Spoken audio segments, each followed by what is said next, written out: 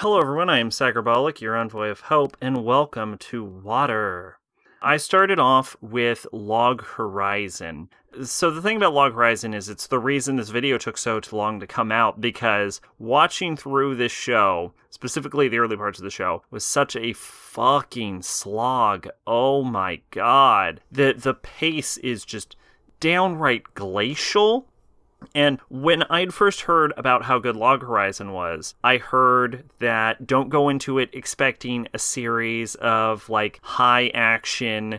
Go in with the idea that it's going to be it's going to have world development and character development.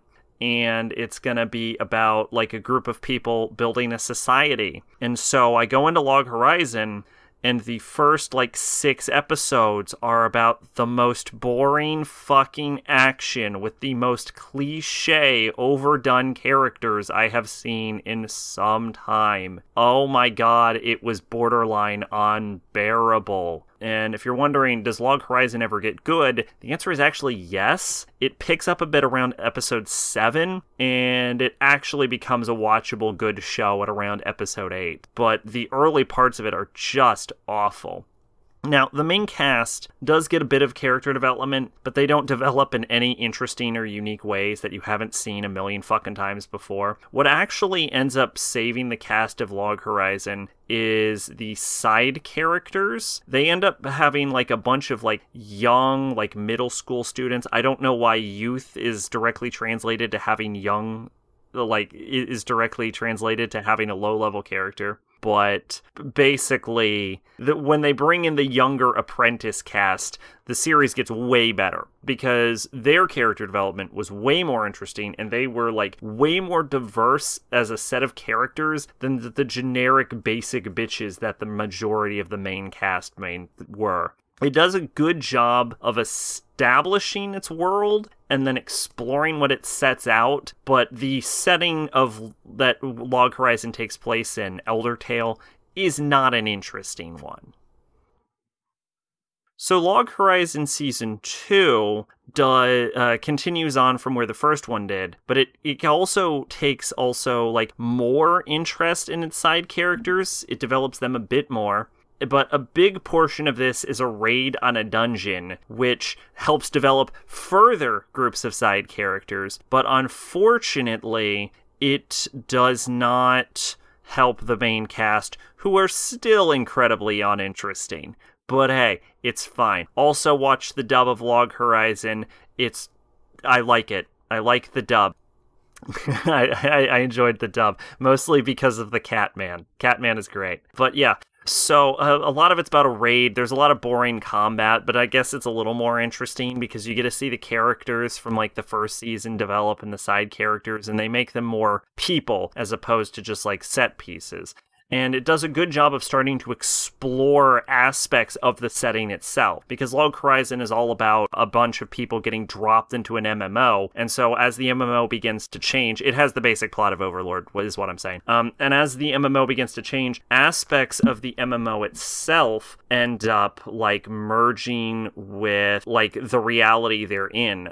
For example, flavor text starts becoming real. So I'm actually confident, and they even deal with, alt characters at one point. And so I'm confident that as Log Horizon continues, it will start to address more and more aspects of the MMO setting that it's in. It's actually not just a generic isekai series that uses that as an explanation for what's happening and as kind of a narrative plot device. It's actually exploring the setting that it puts itself in. And that is a nice way to do it.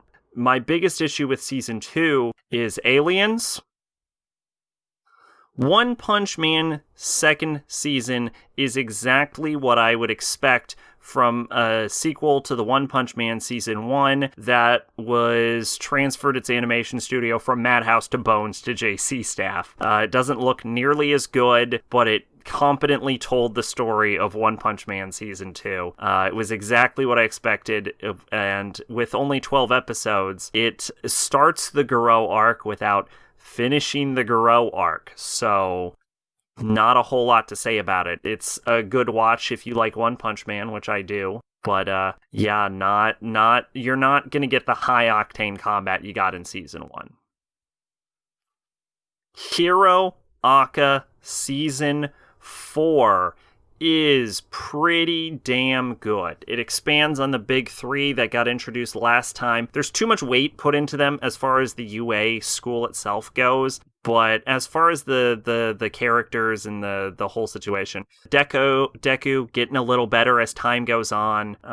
He'll eventually become a likable character. I don't fucking know. This supporting cast still excellent, but the big deal about this season is this little girl named Eri and the main villain of the season, which is called Overhaul. Now, Overhaul's nothing special. He's kind of like the generic businessman kind of villain, but he's got a pretty cool fucking power, and he's got a pretty cool fucking style and delivery, and I can appreciate his swagger and the way he runs things and his motivations, which are trying to help out this guy that helped him out, even if he's completely misguided in how he does it, but that just kind of adds to his style. Overhaul really makes this season, and I also appreciate his confrontation with the real main series villain, the hand guy who's got a name that I can't remember. Hand guy. I'm going to call him Hand Guy. If you know HeroAca, you know Hand Guy. He turns you to dust if he touches you with his fingers. Anyway, yeah, I really enjoyed seeing him develop further as a villain, which was one of my main, appreciations for Season 2. Overall, solid season, good watch, liked it, would recommend if you're a HeroAca fan.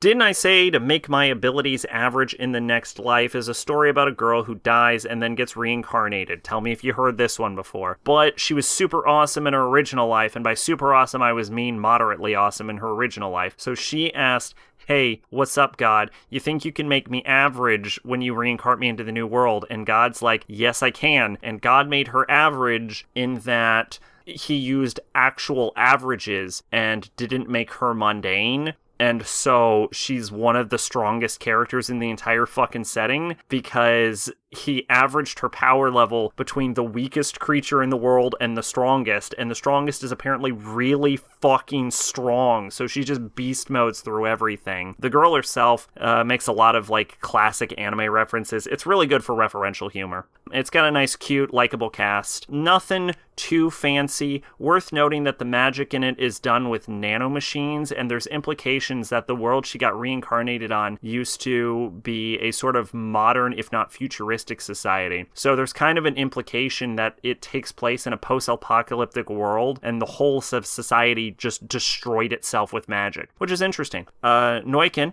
pretty fucking good. I liked it. Check out my Twitch, Sacrobolic on twitch.tv, whatever. Link in the description. That's where you can catch me when I'm not making this, and I'm never making this. Okay.